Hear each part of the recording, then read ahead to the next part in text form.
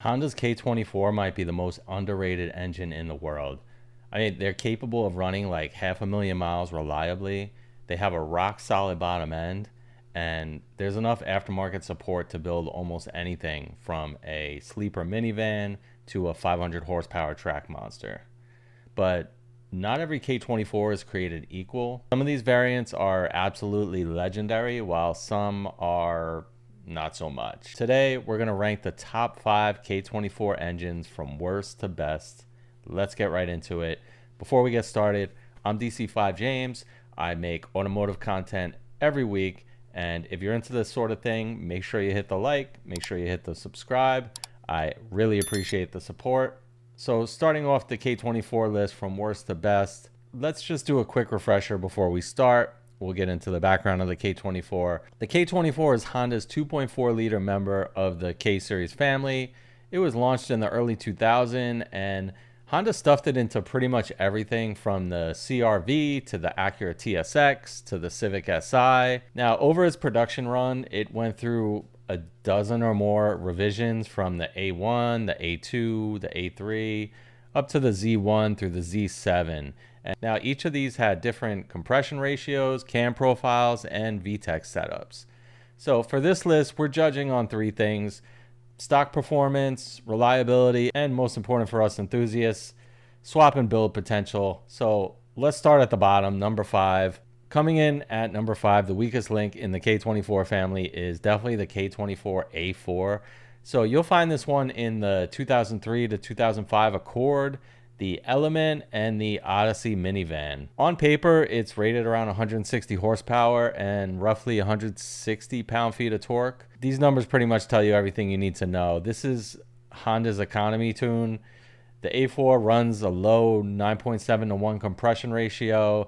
It's got a single stage intake manifold and revised ports that most tuners agree flow worse than the earlier A1. You also have no performance VTEC here. It's mostly about smoothness and fuel economy, not really focused on power. Here's the twist though. This engine isn't on the list because it's a bad engine. It's rock solid and will run forever, but it's on the list because as a stock performer, it is the weakest of the bunch. Now, where it redeems itself is as a cheap donor block for a K24 hybrid build.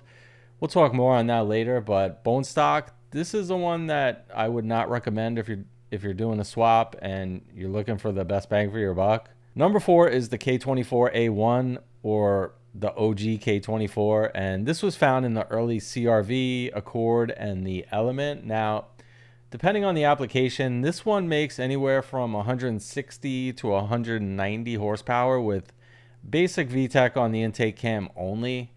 It's simple, it's proven, and it's pretty much everywhere, which makes it dirt cheap to find in the junkyard. So the reason this is kind of edging out the A4 is that it actually flows a little bit better in the head, and with basic bolt-ons, intake, exhaust, tune, you can pick up 30 to 50 horsepower without touching the internals. It's also more popular base for people building a K20, K24 Frankenstein, swapping in a high flow K20 head for a nice jump in power. So still in its factory form, this is a torque focused commuter grade engine. It's absolutely reliable, but it's not really exciting. Sitting right in the middle at number 3 is the K24 Z3. So this one shows up in later Accords and the JDM Odyssey Absolute, and this is kind of where things start to get a little more interesting with the K24. Now, depending on the specific application, output ranges anywhere from 190 to 201 horsepower, and the best of these versions are running an 11 to 1 compression ratio with 31 millimeter exhaust valves and a proper high flow exhaust manifold. The Z3 basically takes the recipe that made the K24 A2 great, which is dual balance shafts, forged internals, big exhaust valves, and it kind of updates it for a newer generation of cars. The catch is that the Z series engines use an integrated exhaust manifold cast into the head, which kind of makes them a little trickier and pricier to tune than the older A series motors. They kind of got less aftermarket support built around them. They're great daily driver power. They've got a solid design, but if you're looking for real build potential, It's kind of held back on the tuning side of things. It's definitely more complex. Coming in number 2, and this is where we start to get a little serious, we got the K24 Z7. So this is the engine that Honda dropped in the 2012 to 2015 Civic Si, as well as the Acura ILX. And this might be the most complete Z-Series K24 made. We're talking 201 to 205 horsepower and up to 174 pound-feet of torque with an 11:1 compression ratio. It's got dual balance shafts. It's got VTEC on both intake and exhaust cams, and it's got a genuinely high-flowing head. Basically, Honda took everything that made the legendary K24 A2 special and kind of modernized it. The Z7 revs to 7,200 RPM. It responds very well to bolt-ons, and it has become a favorite for both NA and forced induction builds since the internals can really handle several hundred extra horsepower with the right supporting mods. So you may ask, why didn't I make this number 1? And that's kind of simple. The availability and the aftermarket maturity, the Z7 came later, and it also came in a lot fewer cars.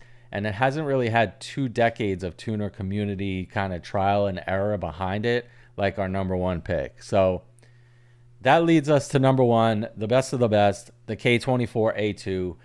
This is pretty much the undisputed king of the K24s. It's found in the Acura TSX and the JDM Accord Type S.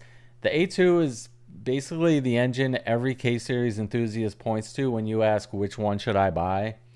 The stock output sits between 197 to 205 horsepower depending on the model year, and it has a 10.5 to 1 compression ratio. It's got VTEC on both the intake and exhaust cams, kicking in around 6,000 RPM. It has a genuinely aggressive factory cam profile. So what actually puts the A2 on top isn't just the stock numbers, it's kind of everything around it.